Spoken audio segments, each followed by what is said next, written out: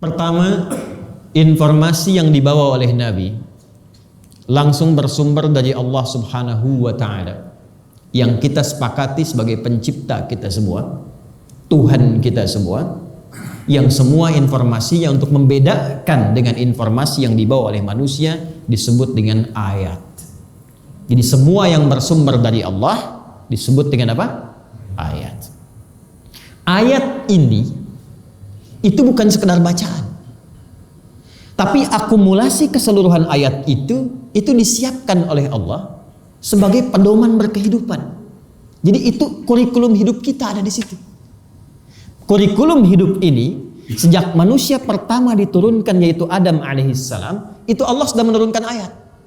Kumpulan ayatnya menjadi kurikulum hidup, namanya oleh Al-Quran disebut dengan hudan namanya. Apa namanya? Hudan. Saya teruskan dan saya tuliskan hudan seperti ini. Hudan ini secara singkat dimaknai oleh para ulama dengan kurikulum hidup atau pedoman berkehidupan, pedoman hidup. Jadi sejak Adam alaihissalam diturunkan ke bumi, bersamaan dengan turunnya Nabi Adam itu, Allah sudah sertakan ini pedoman hidupnya, supaya kamu hidupnya nyaman, tenang, tentram, apapun yang kamu kerjakan dalam menyukseskan misi di muka bumi itu diviralkan di Quran surah kedua di ayat ke-38. Qulna bitu minha jami'a fa imma ya'tiyannakum minni hudan. Adam, Hawa, sekarang tugasmu dimulai. Turun ke bumi, membawa risalah dan misi suci. Bersamaan dengan turunnya engkau ini ada pedoman berkehidupannya. Ini kurikulum hidupnya. Engkau ingin kerjakan apapun, ikuti petunjuknya. Sepanjang ini diikuti, maka kata Allah, perhatikan jaminannya, fala khaufun alaihim wala hum yahzanun. Aku jamin semua profesi apapun yang dikerjakan selama berkehidupan di bumi akan selalu lekat dengan ketenangan. Fala khauf, cenderung tenang, wala hum yahzanun, dan apapun yang dikerjakan selalu lekat dengan kesenangan, jauh dari kesedihan. Jadi asal desain kehidupan kita, Pak, Ibu, mau ngerjakan apapun, sebetulnya dasar pokok kehidupan ini selalu menyenangkan dan menenangkan. Mau jadi apapun. Jadi kalau ada kehidupan di rumah tangga, di pekerjaan, tantangan itu wajar. Cobaan itu mutlak, karena yang tidak diuji itu menunjukkan tidak ada kualitas dalam berkehidupan. Anak sekolah aja kalau mau lulus diuji. Kalau mau menambah pengetahuan diuji. Menambah kualitas diuji. Tapi untuk mendapatkan ketenangan dalam menjalani ujian, kata Allah, ikuti petunjuk berkehidupan ini, maka disebut dengan nama hudan. Setiap berganti generasi, ini yang paling menarik, hudannya tetap diturunkan, tapi desainnya disesuaikan dengan karakter generasi di tempat Rasul itu bertugas. Contoh, maaf saya cepat, Nabi Musa itu punya kitab namanya apa? Masih ingat? Taurat ya? Taurat. Kitabnya Nabi Musa namanya Taurat. Fungsinya hudan. Quran surah 17 ayat kedua. Wa ataina Musal kitaba wa ja'alnahu hudan li Bani Israel. Kata Allah, kami turunkan kepada Musa alaihissalam kitab namanya Taurat, tapi fungsi Taurat itu apa? Hudan. Pedoman berkehidupan di umat saat itu. Nabi Isa kitabnya apa? Injil kan? Injil namanya, tapi fungsinya adalah hudan. Jadi umat Nabi Isa kalau ingin tenang, ingin bahagia, ingin nyaman, ingin sukses, ikuti Injil di eranya. Baik, lompat cepat. Nabi Muhammad SAW ketika diberikan oleh Allah hudan, apa nama kitabnya? Al-Quran. Perhatikan Quran surah kedua Al-Baqarah di ayat 185. Quran surah 2 ayat 185 dinamakan dengan Al-Quran. Apa fungsinya? Syahrul Ramadan alladzi unzila fihi al-Quran hudan. Jadi Quran saat diturunkan kepada Nabi Muhammad SAW ternyata bukan sekedar bacaan. Di dalamnya ada kurikulum kehidupan kita. Di dalamnya ada pedoman berkehidupan. Profesi apapun yang kita kerjakan tidak akan pernah keluar dari petunjuk itu, karena memang yang menyampaikannya adalah pencipta kita semua. Bukankah, maaf, semua isi Quran disebut dengan ayat? Coba cek lagi. Al-Fatihah 7 ayat kan? Al-Baqarah 286 ayat. Yang paling favorit yang kul huwallah, qul a'udzu birabbil falaq, qul a'udzu birabbin nas, kita sebut dengan ayat kan? Balik ke ayat tadi, yatsdu alaihim ayatika. Jadi di dalam Quran ada petunjuk berkehidupan, ada ayat-ayat yang disampaikan kepada Rasulullah, ajarkan ini pada umatmu. Apapun profesinya. Kalau diikuti ayat-ayat itu sebagai pedoman berkehidupan, maka Allah jamin kehidupan yang dilangsungkan, profesi yang dijalani akan senantiasa lebih dekat kepada ketenangan dan kesenangan. Sekarang pertanyaannya, jika sekarang pada umumnya profesi yang ada saat ini sebagai hakim, ayat-ayat apa saja yang menuntun para hakim untuk beraktivitas yang dengan ini menjadi acuan dalam menjalani profesi dan aktivitas yang dilakukan? Ini yang coba kita ingin turunkan. Bapak Ibu sekalian, ada hal yang menarik ketika Al-Quran menurunkan kata hakim atau diksi hakim di dalam 6.236 ayat itu. Kata hakim asalnya berasal dari kata al-hukmu, ha, kaf, dan mim. Dari sini muncul kata hikmah. Dari hikmah muncul kata hakam. Orang yang melekat padanya sifat hikmah, hakam, sehingga bisa memberikan pandangan hukum, disebut dengan hakim namanya. Right. Saya pelan-pelan dulu ya. Di dalam Quran, kata hakim itu di ayat Quran tidak pernah berdiri sendiri. Dia dipasangkan dengan 5 lafaz lainnya dan tersusun secara sistematis dengan presisi yang sangat tinggi. Kita turunkan 1. Disebutkan dalam Al-Quran tersusun dengan kata Al-Azizul Hakim. Ada kata aziznya. Disebutkan sebanyak 25 kali. 2. Kemudian disebutkan dengan kata alim, Al-Alim, kemudian Al-Hakim. Setidaknya disebutkan 23 kali. 3. Disebutkan dengan al-wasi, wasi'un hakim atau wasi'an hakim, disebutkan hanya sekali. 4. Disebutkan dengan kata tawwab, tawwabun hakim, sekali disebutkan dalam Al-Quran. Dan yang kelima, ini yang paling menarik, disebutkan dengan kata khabir, khabiran hakim, al-khabirul hakim, khabir al-hakim. Sekali disebutkan dalam Al-Quran di surah yang ke-6 di ayat ke-18. Bapak Ibu sekalian, mohon izin fokus dan sedikit barangkali kami minta tambahan 5 menit durasi untuk menguraikan ini semua dengan cepat. Oh, boleh 1 jam Pak ya. Sampai asar silakan, saya pulang setelah itu. Baik, pelan-pelan Bapak Ibu sekalian, saya ingin ke sini sebentar. Yang pertama, Al-Aziz, apa itu Aziz? Aziz itu dari kata izzah. Verbnya, akar katanya azza. Azza dan menjadi kata izzah. Izzah itu agung di antara maknanya. Tinggi, kuasa. Kata kerjanya, verbnya dari kata azza. Karena itu kita katakan Allah azza wa jalla. Allah yang maha agung, yang maha tinggi, yang punya kuasa.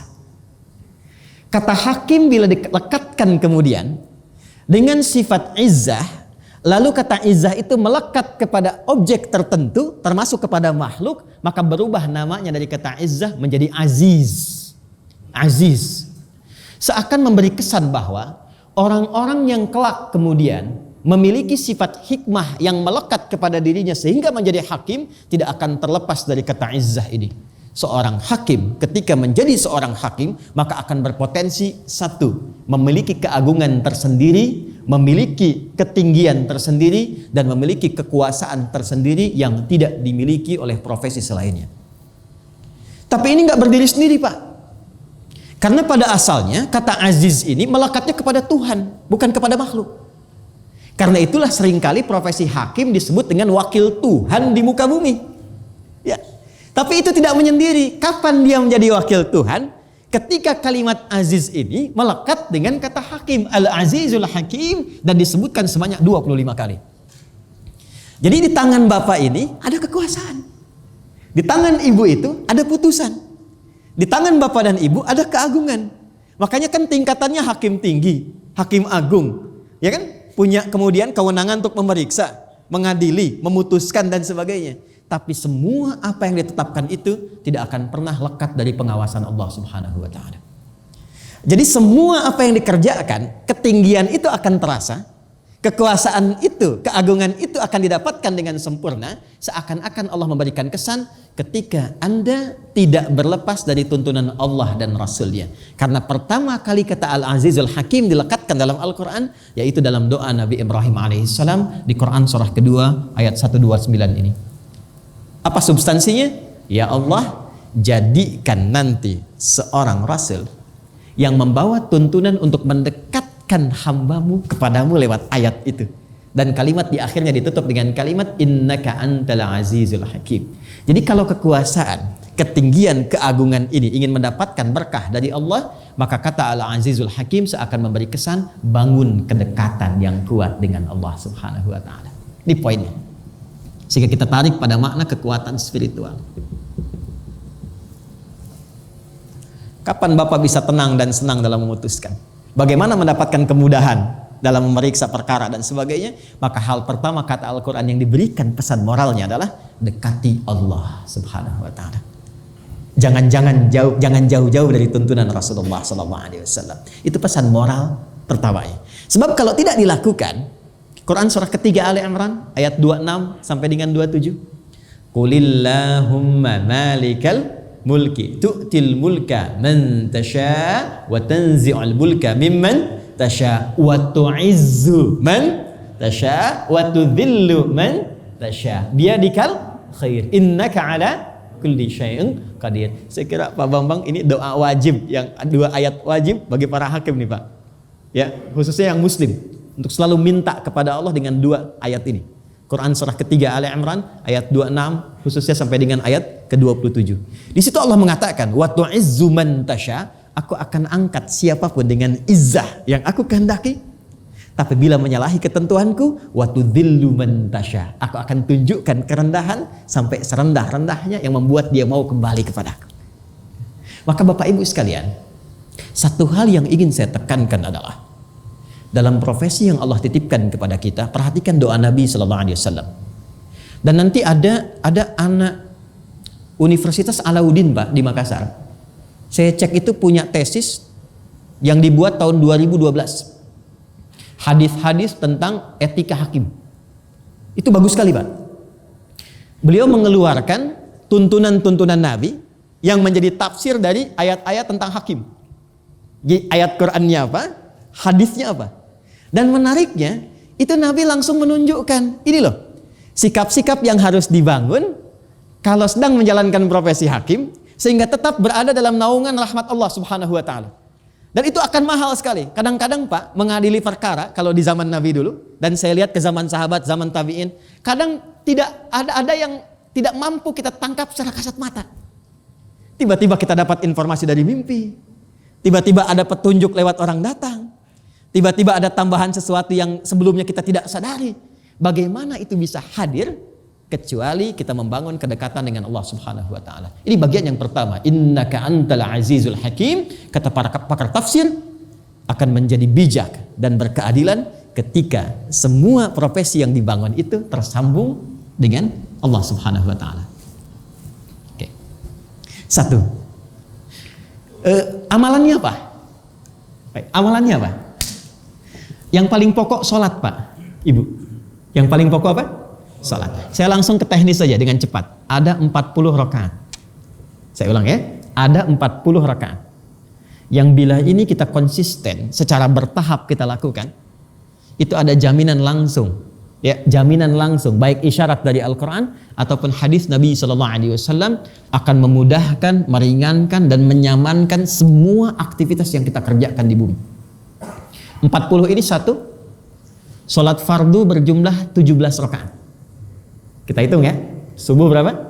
2 ya, zuhur 4, 6, kemudian asar 4, 10, maghrib 3, 13, isya 4, 17 ya. 2, tahajud 11 rakaat yang standar. 17 tambah 11 berapa? 28 ya. Kemudian yang ketiga, sholat rawatib 12 rakaat yang mengiringi sholat fardu. Ada di At-Tirmidzi dari Ummu Habibah. 2 rakaat sebelum subuh, 4 rakaat sebelum zuhur, 4 tambah 2, 6, 2 rakaat setelah zuhur, 8, 2 rakaat setelah maghrib, 10, 2 rakaat setelah isya, 12. 12 tambah 28, 40. Dan nanti ada rahasia 40. Nabi diangkat jadi Rasul 40 tahun. Nabi Musa menerima wahyu di Tur Sina 40 malam. Ya, kematangan seseorang dalam berpikir, emosional, spiritual, intelektual 40 tahun. Sholat 40 ini, 40 rakaat. Kalau kita konsisten, bertahap mengerjakan, tahajud jangan banyak-banyak dulu Pak. Ya, boleh yang dibaca kita memulai misalnya kalau belum biasa 3 rakaat dulu, nggak apa-apa. Rakaat pertama, Qul Al-Falaq, Qul A'udzu Birabbil Falaq. Rakaat kedua An-Nas, rakaat ketiga witir Qul Huwallah, boleh. Nanti kalau sudah bosan tambah lagi Ad-Duha sampai 11 rakaat, konsisten kita dan silahkan lihat perbedaannya. Salat, kenapa disebut salat? Dari kata silah, sesuatu yang tersambung kuat. Jadi ketika seseorang konsisten menunaikan salat, salatnya benar, maka kata Allah Quran surah keempat ayat 103, فَإِذَا قَضَيْتُمُ الصَّلَاةَ فَاذْكُرُوا اللَّهَ قِيَامًا وَقُعُودًا وَعَلَى جُنُوبِكُمْ. Kalau salat seseorang benar dilakukan, maka pasca salat dia akan tersambung dengan Allah dalam semua aktivitasnya. Mau berjalan berdiri, mau duduk, bahkan berbaringnya. Jadi kalau dalam bahasa kita, orang-orang kalau sudah nyambung dengan Allah, mengerjakan apapun pasti akan terjaga. Ini yang dimaksud Quran surah ke-29 ayat ke-45. Innas salata tanha 'anil fahsya'i wal munkar. Kalau salatnya benar, pasti jadi baik kata Quran. Maaf, fahsya itu keburukan yang bersumber dari nafsu faraj. Pornografi, porno aksi, LGBT itu fahsya. Mungkar keburukan yang bersumber dari nafsu perut dan akal. Ini yang banyak sekarang. Korupsi, kolusi, nyogok, ya kan? Perampokan, pembunuhan, itu mungkar. Orang sholat, kalau terkoneksi benar dengan Allah, kata Allah mustahil maksiat. Nggak akan dikerjakan perbuatan itu semua. Jadi kalau kita terapkan Al-Azizul Hakim, punya konektivitas dengan Allah, dalam memutuskan perkara apapun, itu tidak akan pernah kita terbawa pada perbuatan-perbuatan fahsya dan mungkar yang mungkin datang. Perhatikan hadis Nabi ini. Kata Nabi, hati-hati, profesi hakim rentan dengan sogokan dan suap menyuap. 2, kata Nabi, jauhi orang-orang yang sedang berperkara. Kalau sedang menangani perkara, maka jangan pernah melakukan pertemuan-pertemuan atau mendekati yang sedang ditangani perkaranya. Itu hadis Pak. 3, jangan pernah memutuskan perkara saat Anda dalam keadaan marah, sehingga tidak menghasilkan putusan yang berkeadilan dan menenangkan. Itu hadis. Baru 3 hadis yang saya sampaikan. Nyata kan dialami sekarang, dimanapun itu berada. Kalau kita berada dalam konteks ini, ya, frame ini, maka jaminan yang diberikan pertama oleh Al-Quran, fala khaufun alaihim wala hum yahzanun. 1, penjagaan spiritual yang menghasilkan nilai-nilai moral. Yang terakhir, saya cepat karena kita masuk kepada sesi untuk diskusi. Al-Alimul Hakim. Sepanjang menjadi hakim, Al-Alim, tambah pengetahuan, tambah wawasan. Ya, ini pesan Al-Quran. Tambahkan pengetahuan, tambahkan wawasan, tingkatkan terus informasi, karena kebijaksanaan yang muncul dari kata hikmah dan menjadi sifat hakim hanya akan didapatkan oleh orang-orang yang memiliki wawasan dan pengetahuan yang luas. 2, ilmu. 3, wasi'an hakimah. Luas berkeadilan, memandang siapapun dengan pandangan yang sama. Perhatikan nasihat Umar bin Khattab radhiyallahu taala anhu, di antaranya menafsirkan ini. Adili siapapun Ya, kata Umar, dengan kacamata yang sama tanpa membedakan siapapun. Jangan sampai yang kaya kehilangan kehormatannya, jangan sampai yang miskin kehilangan harapannya. Wasi' yang diartikan di sini bukan sekedar luas, tapi memberikan pesan bahwa sifat bijak, al-hakim itu hanya akan bisa diperoleh ketika memosisikan semua yang ditangani dalam konsep yang sama. 3. Tawwab, agak cepat. Dari kata taubah. Taubat itu asalnya itu kembali kepada jalan yang benar. Kalau kita membimbing sesuatu untuk kembali kepada jalan yang benar, maka pembimbingnya disebut dengan tawwab. Allah punya sifat namanya tawwab. Innaka antat tawwabur rahim. Karena setiap keputusan dan hidayah yang Allah berikan membimbing semua hamba ke jalan yang benar. Menariknya, kata hakim disandingkan dengan kata tawwab sekali dalam Al-Quran untuk memberikan kesan bahwa semua putusan yang diberikan itu diupayakan untuk mengembalikan orang yang bermasalah itu ke jalan yang benar. Dan hebatnya dalam Islam, Pak, Ibu, itu seburuk-buruknya manusia yang pernah disebutkan di Quran, gak pernah disebutkan nama aslinya. Ibu kenal Fir'aun, Bu? Kenal di mana? Kenal Fir'aun. Ya, Fir'aun itu se-Fir'aun-Fir'aunnya gak pernah, Pak, diungkap nama aslinya. Gak pernah disebut namanya. Abu Lahab itu kan paman Nabi, tapi gak pernah disebut namanya. Karena yang bermasalah itu kata Quran bukan namanya, tapi perilakunya. Jadi kalau ada orang salah pun jangan dihujat orangnya, tapi diperbaiki perilakunya. Kenapa disebutkan Fir'aun? Fir'aun itu dari kata faraoh yang memiliki jabatan. Jabatan itu rentan sekali terjadi penyalahgunaan. Maka ditatalah itu semua jangan sampai keluar dari norma-norma yang ada. Kalau salah, perbaiki, jangan dihujat orangnya. Itulah Quran. Sekarang itu hilang. Ya, sekarang mulai terkikis. Nah, inilah tawwab.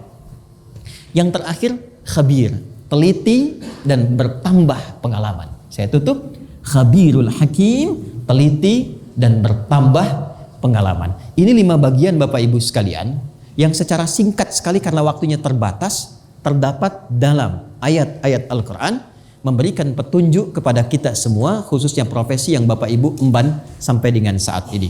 Saya ingin mengakhiri dengan apa yang disampaikan oleh Nabi SAW bahwa tadi Bapak katakan kita diuji.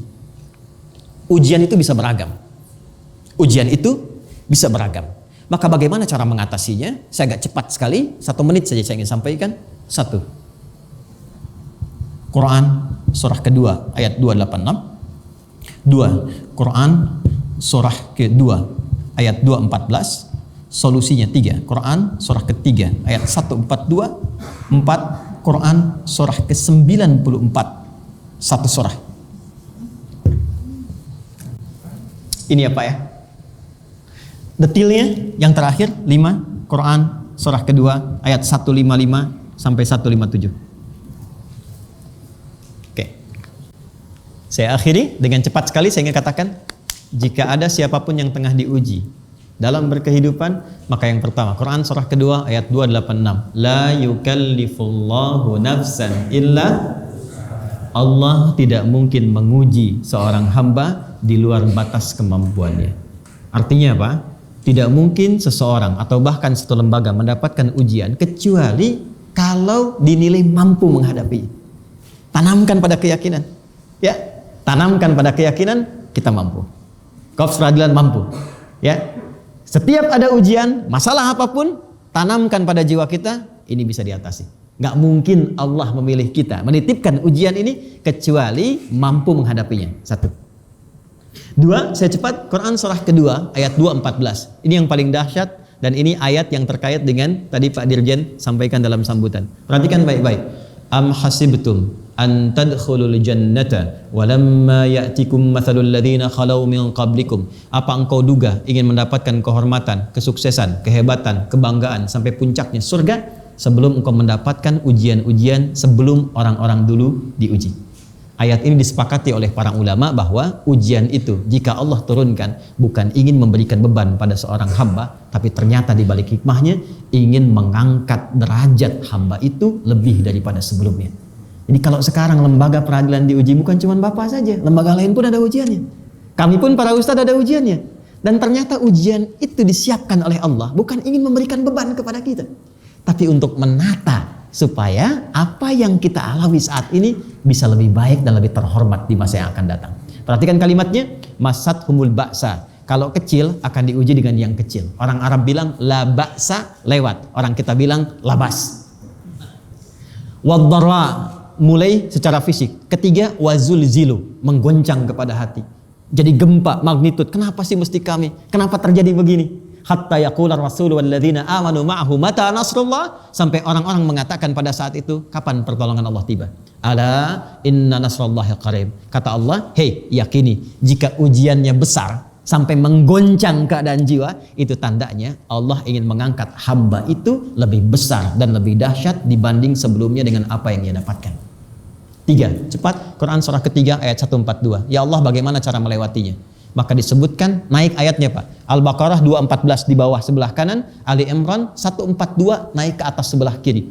Dan duanya pindah ke belakang. Ini bukan ilmu otak-atik. 214 jadi pindah 2 ke belakang, 142. Kesulitannya dipindahkan ke belakang, solusi muncul di depan.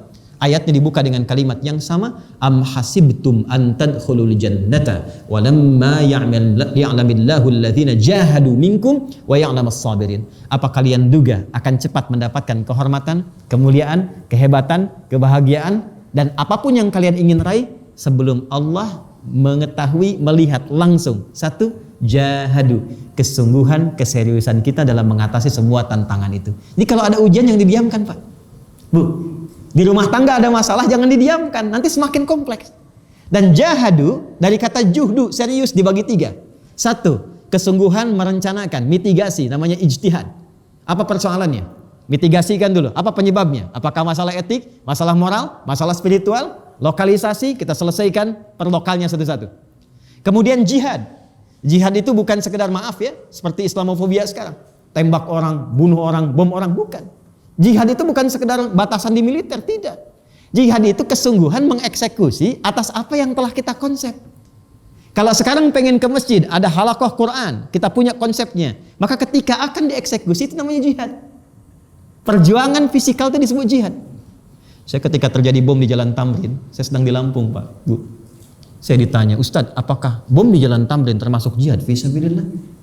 Saya bilang, Pak, sependek pengetahuan saya, jihad fisabilillah itu jihad di jalan Allah, bukan di Jalan Tamrin.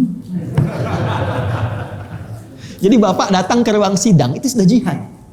Konsepnya, penelitiannya disebut ijtihad. Bapak memutuskan perkara sampai menghukumi, itu sudah jihad. Kalau benar berpahala, kalau salah itu karena kalau tidak diniatkan satu kebaikannya. Ya. Kemudian yang terakhir mujahadah. Mujahadah itu perjuangan mengatasi gejolak emosional. Dan itu tidak mudah. Kadang-kadang ada berat, ada capek, ada lelah, ya, ada pandangan-pandangan lain, itu disebut dengan mujahadah. Terakhir sabar. Kemudian saya akhiri Quran surah 94 Al-Insyirah. Insyirah itu lapang. Baik, saya tutup. Masalah seberat apapun, terima dulu dengan sabar. Karena bukan kita saja yang diuji, orang lain pun diuji. Maka terima dengan lapang dan yakinkan pada diri kita, inna ma'al usri yusra. Fa inna ma'al usri yusra. Kalau sedang menghadapi persoalan apapun, kata Quran, cepat katakan pada dirimu, ini pasti mudah, pasti ada solusinya, pasti selesai. Kalau sudah ada kepastian seperti itu, kitanya bersemangat, wa rafa'na laka dzikrak. Kalau sukses menjalaninya, kami akan angkat nama dan kehormatannya lebih tinggi dari sebelumnya yang pernah diraih.